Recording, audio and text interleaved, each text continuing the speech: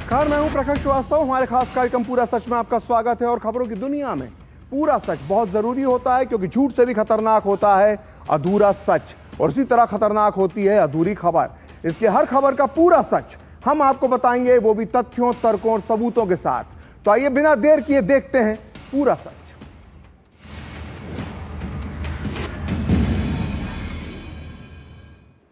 आतंकवाद का दंश भारत ने कई दशकों तक भोगा है।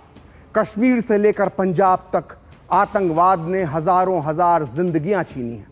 लेकिन क्या आप जानते हैं कि इस आतंकवाद से ज्यादा जिंदगियां एक दूसरे आतंक ने छीनी हैं? और इस आतंक का नाम है लाल आतंक।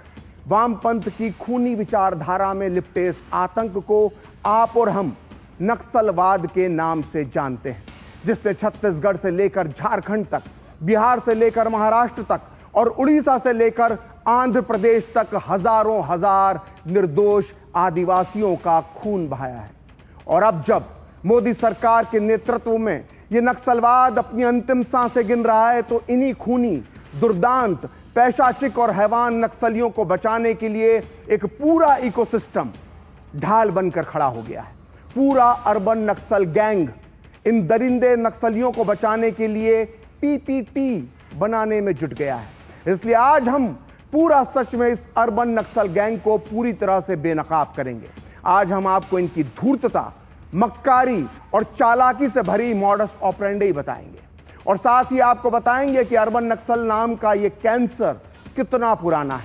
कैसे इसी हथियारबंद वामपंथी विचारधारा वाले देशद्रोहियों ने आजादी के ठीक बाद 1947 में ही भारत के ही खिलाफ युद्ध छेड़ दिया था। और साथ ही आपको बताएंगे कि कैसे फिर इन लाल देशद्रोहियों को, जो इनका सर था या यूं कहें जो फन था, उसे किस तरह से लौह पुरुष सरदार पटेल ने कुचला था। तो देखते हैं पूरा सच पूरे विस्तार के साथ। तो गृह मंत्री अमित शाह ने 31 मार्च 2026 तक हथियारबंद नक्सलवाद को समाप्त करने की घोषणा की, और इसी रविवार को उन्होंने एक कार्यक्रम में लाल आतंक के खात्मे को लेकर मोदी सरकार के संकल्प को दोहराया। साथ ही अमित शाह ने साफ कर दिया कि नक्सलियों के साथ कोई सीज फायर नहीं होगा।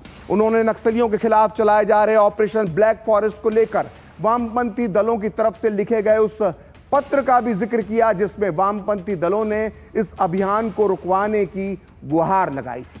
अमित शाह ने कहा कि ऑपरेशन ब्लैक फॉरेस्ट से नक्सल समर्थकों की सारी छद्म सिंपैथी एक्सपोज हो गई है और उनका असली चेहरा सामने आ गया है। अमित शाह ने यह भी कहा कि ऐसे नक्सल समर्थकों को एक्सपोज करने से ही नक्सलवाद की समस्या खत्म होगी। अमित शाह ने कहा कि दुनिया में जहां जहां वामपंथी विचारधारा पनपी है, वहां वहां इस विचारधारा और हिंसा का चोली दामन का साथ रहा है।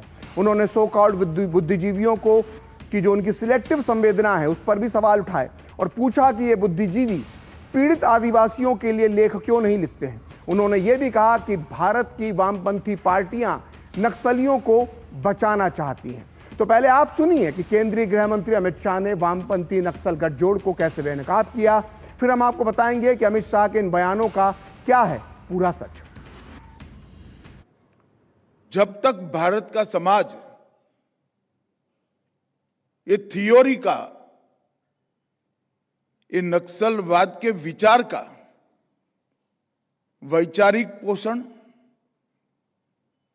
लीगल समर्थन और वित्तीय पोषण करने वाले समाज में बैठे हुए लोगों को समझ नहीं लेता है और उन लोगों को हम वापिस नहीं लाते हैं, तब तक नक्सलवाद के खिलाफ लड़ाई समाप्त नहीं हो जाएगी। अभी अभी एक भ्रांति फैलाने के लिए पत्र लीक कर दिया गया कि अब तक जो हुआ वो गलती हो गई है, अब सीज फायर कर दिया जाए और हम सरेंडर करना चाहते हैं। कोई सीज फायर नहीं हो। सरेंडर करना है तो सीज फायर करने की जरूरत ही नहीं है।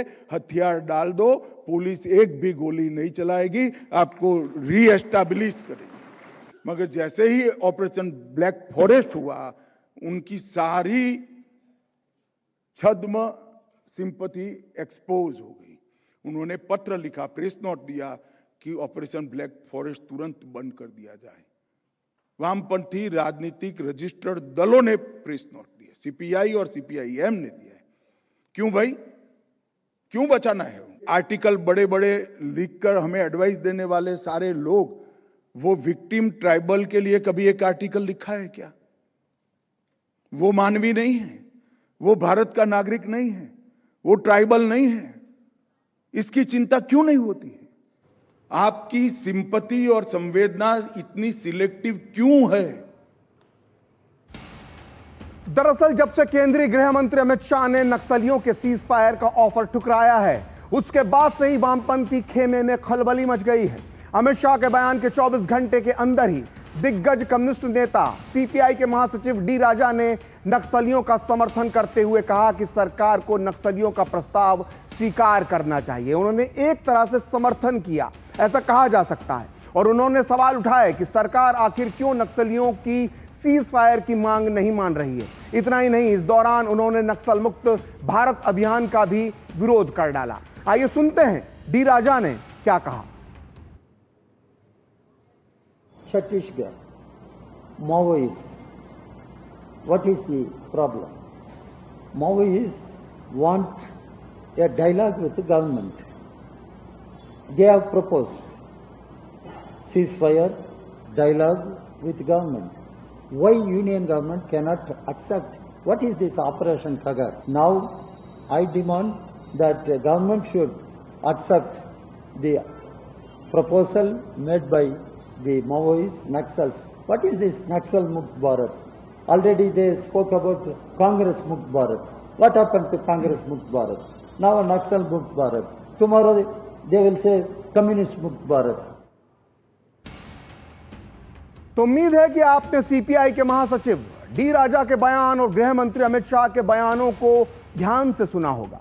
एक तरफ डी राजा जहां ये दबाव बना रहे हैं कि मोदी सरकार हर हाल में नक्सलियों के साथ सीज फायर के लिए तैयार हो जाए, तो वहीं गृह मंत्री अमित शाह का कहना है कि सीपीआई और सीपीएम जैसे वामपंथी दल नक्सलियों को बचाना चाहते हैं। और जब भी इस तरह की बहस होती है तो इसके केंद्र में होते हैं अर्बन नक्सल। आइए अब हम आपको बताते हैं कि अर्बन नक्सल होता क्या है। तो आपने चीन के तानाशाह माओ त्से तुंग का नाम तो सुना ही होगा। माओ चीनी कम्युनिस्ट पार्टी का लीडर था और उसने चीन से गरीबी हटाने के नाम पर ही चीन के लाखों करोड़ों गरीबों को मौत दे दी थी, उन्हें हटा दिया था। इसी माओ त्से तुंग और उसकी खूनी विचारधारा को नक्सली हमारे देश में बंदूक के जरिए थोपना चाहते हैं। सीज फायर की भीख मांग रहा आज नक्सली संगठन सीपीआई माओवादी इसी माओ त्से तुंग के नाम पर है। दरअसल हमारे देश के नक्सली माओ के उस विचार को अपना सबसे बड़ा एजेंडा मानते हैं जिसमें माओ ने कहा था कि क्रांति का अंतिम उद्देश्य शहरों पर कब्जा करना है, जो दुश्मन के मुख्य ठिकाने हैं, और यह उद्देश्य शहरों में पर्याप्त काम किए बिना हासिल नहीं किया जा सकता। यानी माओ ने कहा था कि जंगल में क्रांति तभी कामयाब होगी जब शहरों पर कब्जा होगा। और शहरों पर कब्जा कैसे होगा? इसके लिए वहां काम करना होगा। काम करना होगा मतलब अपना कैडर तैयार करना होगा। और ये कैडर क्या है? ये कैडर है अर्बन नक्सली। दरअसल जंगल में रहकर लड़ाई कर रहे नक्सली सिर्फ हाथी के दांत हैं। असली दांत तो शहरों में रहने वाले अर्बन नक्सल हैं। ये अर्बन नक्सल किसी भी रूप में हो सकता है, किसी प्रोफेसर के रूप में, किसी सामाजिक कार्यकर्ता के रूप में, कभी किसी एनजीओ के रूप में, तो कभी किसी आंदोलनजीवी के रूप में। और इन अर्बन नक्सलियों की एक ही कोशिश होती है कि नक्सलियों के विरुद्ध होने वाली लड़ाई को कमजोर कर दिया जाए। और इसके लिए ये लोग सुरक्षा बलों और सरकार को बदनाम कर उन पर प्रेशर बनाए रखने की कोशिश करते हैं। इन अर्बन नक्सलियों द्वारा बनाया गया डीप स्टेट का इकोसिस्टम इतना गहरा है कि कभी ये विक्टिम कार्ड खेलते हैं तो कभी कोई और हथकंडा अपनाकर नक्सलियों को क्रांतिकारी सिद्ध करने में लगे रहते हैं। आइए समझते हैं कि इन अर्बन नक्सलियों का ब्लूप्रिंट आखिर है क्या।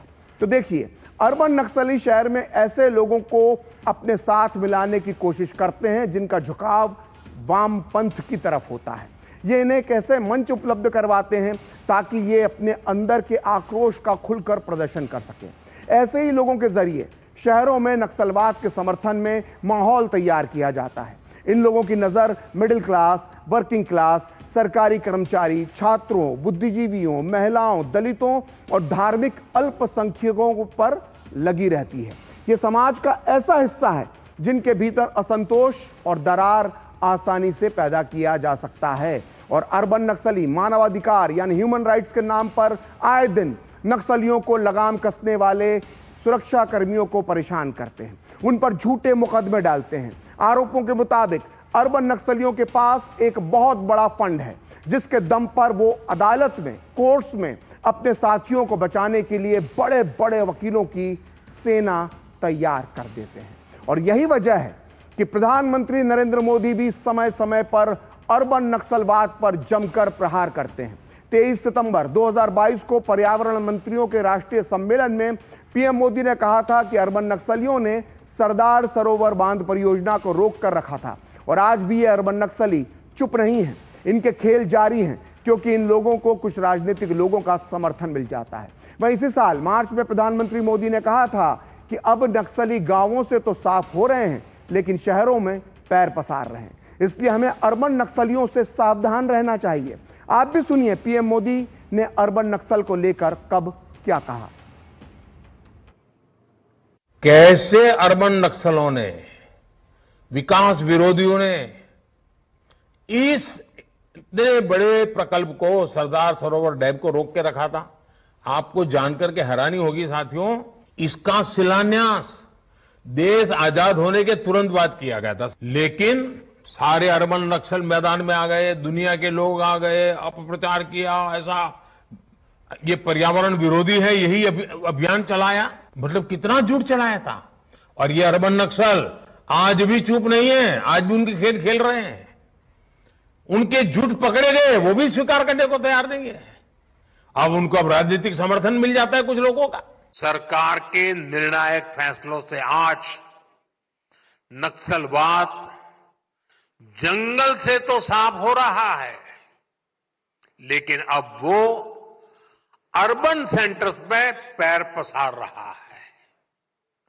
अर्बन नक्सलियों ने अपना जाल इतनी तेजी से फैलाया है कि जो राजनीतिक दल अर्बन नक्सल के विरोधी थे, जिनकी विचारधारा कभी गांधी जी से प्रेरित थी, जो भारत की जड़ों से जुड़ी थी, ऐसे राजनीतिक दलों में आज अर्बन नक्सल पैठ जमा चुके हैं। आज वहां अर्बन नक्सलियों की आवाज, उनकी ही भाषा सुनाई देती है। इसी से हम समझ सकते हैं कि इनकी जड़ें कितनी गहरी हैं और इसलिए हमें अर्बन नक्सलियों से सावधान रहना है। तो पीएम मोदी ने जो कहा है वो एक कड़वी सच्चाई है। आज भी देश की तमाम संस्थाओं में, एनजीओज में, थिंक टैंक्स में ऐसे तथाकथित बुद्धिजीवी बैठे हुए हैं जो देश के सामने पूरा सच नहीं आने देना चाहते। बड़े बड़े शहरों में एयर कंडीशन हॉल में बैठकर अर्बन नक्सली आदिवासियों की समस्या पर बड़े बड़े सेमिनार करते हैं, ज्ञान बांटते हैं, लेकिन ये लोग कभी ये नहीं बताते कि कैसे खूनी नक्सलियों ने बस्तर जैसे इलाकों में आदिवासियों की जिंदगी तबाह कर रखी है, क्योंकि इन आदिवासियों का दर्द इन अर्बन नक्सलियों के नैरेटिव को सूट नहीं करता है। और तो और ये अर्बन नक्सली मानवाधिकार, ह्यूमन राइट्स के नाम पर माओवादियों की हिंसा, अराजकता, नशंसता और खूनी खेल को छुपाने के लिए ढाल बनकर खड़े हो जाते हैं। लेकिन क्या नक्सल पीड़ित गरीब आदिवासियों के कोई मानवाधिकार नहीं होते हैं? क्या सारे ह्यूमन राइट्स का ठेका नक्सलियों और उनके रखवाले अर्बन नक्सलियों ने ले रखा है? इसलिए हम आपको उस बस्तर का अब पूरा सच बताएंगे जिसके बारे में इस देश के मीडिया में कभी कभार ही बहुत कम बात होती है।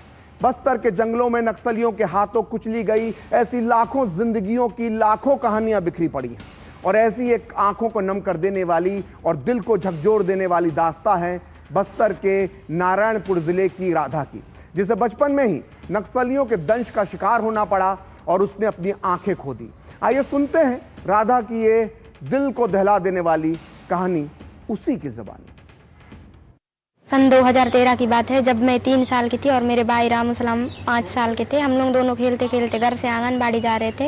आंगनबाड़ी से ज़्यादा दूर हम लोग का घर नहीं है, बीच में इमली पेड़ है। इमली पेड़ के नीचे केतली में बम गाड़े थे। केतली चमक रहा था तो हम लोगों को नहीं पता था कि इसमें बम गाड़े हैं करके। तो मेरे भाई रामू सलाम जाके उसको उठाया। जैसे ही केतली को उठाया वैसे ही बम फट गया। फिर हम लोग दोनों दूर दूर फेंका गए और बहुत ज़्यादा ब्लड निकल रहा था और बहुत ज़्यादा चोट लगी थी और हम लोग दोनों रो रहे थे। इसकी वजह से मेरी आँख इस आँख में दिखाई नहीं देती है और इस आँख में कम दिखाई देती है।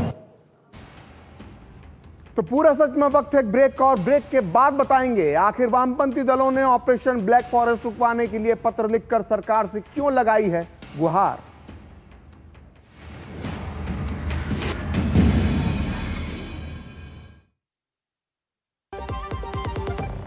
अब आया असली स्वाद। अब आया स्वाद। जब स्वाद के पड़े हो लाले तो MDH का चंकी चाट मसाला डालें। MDH का चंकी चाट मसाला। MDH। पता है कल जो है मेरे घर पर NSO के अधिकारी आए थे। मैंने तो उन्हें सारी सही जानकारी दे दी। हाँ, मेरे घर पे भी आए थे। अच्छा, तो मैंने भी उनको सारी जानकारी दी। ये NSO क्या है और क्या जानकारी दी आप लोगों ने उन्हें? अरे NSO यानी नेशनल स्टैटिस्टिक्स ऑफिस, जो इस समय पूरे देश में हाउस होल्ड हेल्थ एक्सपेंडिचर सर्वे कर रहा है, जिसके अंतर्गत पूछा जा रहा है कि पिछले 1 साल में किस तरीके की बीमारियां हुई हैं, कितना खर्चा आया है और बीमा का फायदा हुआ या नहीं। और अगर किसी घर में महिला माँ बनी है, कोई टीकाकरण की गई जाँचें और डिलीवरी किसके द्वारा हुई, कहाँ हुई, और सबसे जरूरी बात, माँ और बच्चा सुरक्षित है या नहीं। और ऐसी स्वास्थ्य संबंधी जानकारियां इकट्ठी की जाती हैं और हमसे साझा की गई जानकारी के द्वारा सरकार ये तय करती है कि आने वाले समय में स्वास्थ्य संबंधी नीतियां कैसी हों, सुविधाएं बेहतर कैसे बने। और सबसे महत्वपूर्ण बात, ये सारी जानकारी 100% गोपनीय रखी जाती है। हमने तो अपनी जिम्मेदारियां निभा दी, अब बारी है आपकी। अपन को रोज बिस्किट खिलाने वाली मैरी आंटी का जब हड्डी टूटा, हॉस्पिटल से आके पता फर्स्ट थिंग वो क्या बोला? अपन को सब कहता था हर साल हेल्थ इंश्योरेंस पे काय को पैसा उड़ाता है। अब देख 2.5 लाख का क्लेम पास हुआ है मैन। अच्छा किया इंश्योरेंस लिया। गोल्डी छोले मसाले, जहाँ जाए रिश्ते बनाए। गोल्डी लाए हैं फ्रेश लॉक टेक्नोलॉजी, जो रखे मसालों को हर समय फ्रेश। जब धरती चीर कर निकलता है लोहे का पत्थर और मिलता है मोंगिया के जोश से, फिर तपता है, पिघलता है और बनता है फौलाद। अब होता है सरिया सारी खूबियों के साथ। मोंगिया स्टील, मजबूत देश का मजबूत सरिया। क्या माँ, हर बार बाजार से आते ही बिल का टोटल जोड़ने बैठ जाती हो? बेटा, इस बार खर्चे नहीं बचत जोड़ रही हूँ। इस GST बचत उत्सव में दूध, घी, पनीर, बादाम, पिस्ता सब हुआ है सस्ता। इसीलिए आज तेरा फेवरेट शाही पनीर बनाऊंगी। मतलब दिवाली से पहले दिवाली? हर घर खुशहाली, GST बचत उत्सव वाली। MDH की देगी मिर्च, देगी मिर्च का तड़का, अंग अंग फड़का। MDH की देगी मिर्च।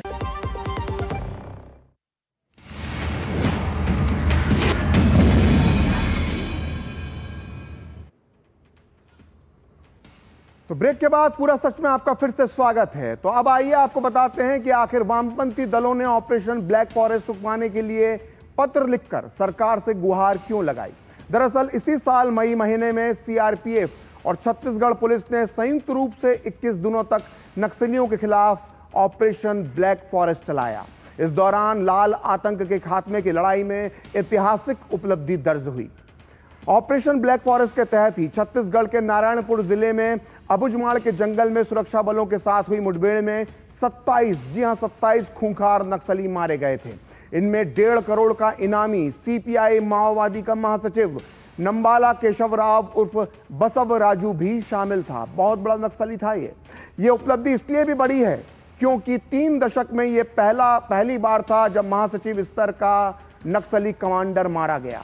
इतना ही नहीं, इस ऑपरेशन में 54 नक्सलियों को गिरफ्तार किया गया और 84 ने आत्मसमर्पण कर दिया था। इससे पहले अप्रैल मई महीने में छत्तीसगढ़ तेलंगाना बॉर्डर पर कुर्रेगुट्टालू पहाड़ी पर नक्सलियों के खिलाफ अभियान के दौरान 21 मुठभेड़ें हुई, जिनमें 31 नक्सली मारे गए और 210 से ज्यादा नक्सली ठिकाने और बंकर नष्ट किए गए, जबकि सुरक्षा बलों का कोई भी जवान हताहत नहीं हुआ। इस अभियान के बाद यह साफ हो गया कि वामपंथी उग्रवाद को अब खत्म होने की कगार पर पहुंचाया जा चुका है। शायद यही वजह रही कि जो वामपंथी दल अब तक छुपकर इनका समर्थन करते थे, अब खुलकर सामने आ गए और अभियान को रोकने के लिए पत्र लिखकर सरकार से गुहार लगाने लगे। 17 अप्रैल को छत्तीसगढ़ के बीजापुर में 22 कुख्यात नक्सलियों को गिरफ्तार किया गया और 30 मार्च को बीजापुर में ही 50 नक्सलियों ने आत्मसमर्पण किया। वहीं 20 मार्च को बीजापुर और कांकेर में 2 अलग अलग ऑपरेशन में 22 हार्डकोर नक्सली मारे गए। तो नक्सलियों के खिलाफ सुरक्षा बलों का ताबड़तोड़ अभियान जारी है और उम्मीद की जाना चाहिए कि जल्द ही भारत पूरी तरह से नक्सल मुक्त हो जाएगा। तो आज पूरा सच में इतना ही और मुझे और मेरी पूरी टीम को दीजिए अनुमति। नमस्कार।